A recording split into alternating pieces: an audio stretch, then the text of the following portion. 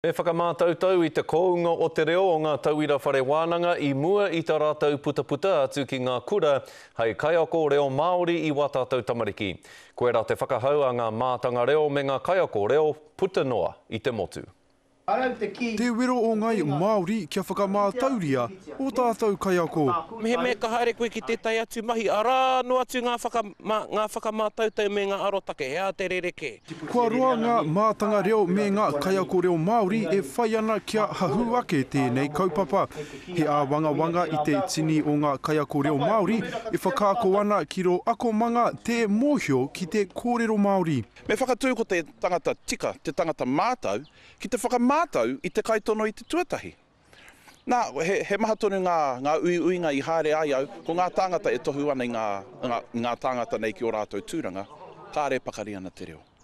Koe nei te tumuaki o te kura kaupapa Māori o ngā mokopuna, a hei tāna whakamātauria ka tika.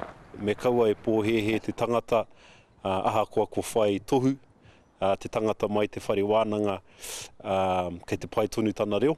Ana te rea pēr mā tētahi whakamātautau pēnei e ahei ai te kite kei tehia taumata ngā kaiako e puta ana i ngā whare wānanga.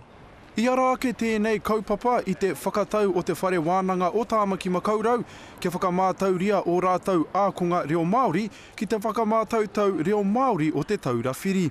Ko tētahi o ngā uauatanga he taumaha kē te whai kaiako Māori i tēnei wā.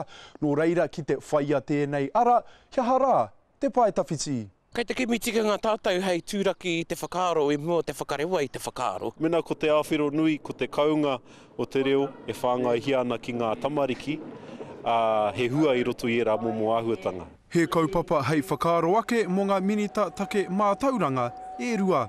He tā Gardner, te karere.